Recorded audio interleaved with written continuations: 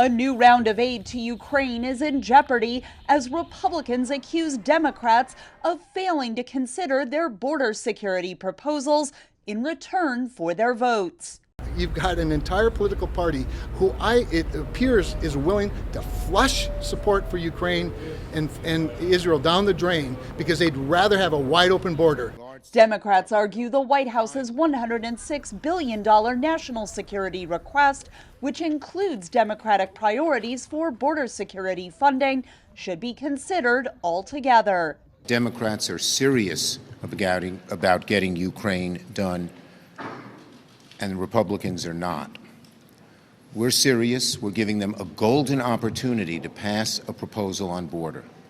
White House National Security Advisor Jake Sullivan said earlier this week that time to help Ukraine is running out. The administration will run out of resources by the end of the year to procure more weapons and equipment for Ukraine and to provide equipment from U.S. military stocks without impacting our own military readiness.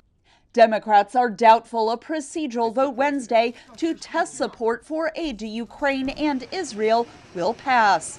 We've got work to do if they're insistent on changing immigration law in order to save the world from Vladimir Putin. Any compromise passed in the Democratic majority U.S. Senate would be unlikely to pass the Republican majority U.S. House of Representatives, where some lawmakers argue the Biden White House has not yet defined victory in Ukraine. There are important questions that must be answered so that we can continue with these negotiations. Among those is, what is the objective? What is the end game in Ukraine? How are we going to have proper oversight over the funds, the precious treasure of American taxpayers? Democrats warned Tuesday that Russian President Vladimir Putin hopes to see a collapse of U.S. support that could also deter European allies from contributing aid. We have clear objectives in Ukraine. We've been achieving those objectives. Let's not back down now.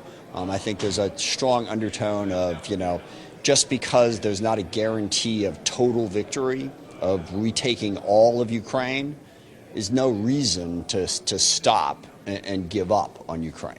U.S. lawmakers are running out of time to make a deal. The U.S. Congress is scheduled to go out of session for the holidays at the end of next week. Catherine Gibson, VOA News.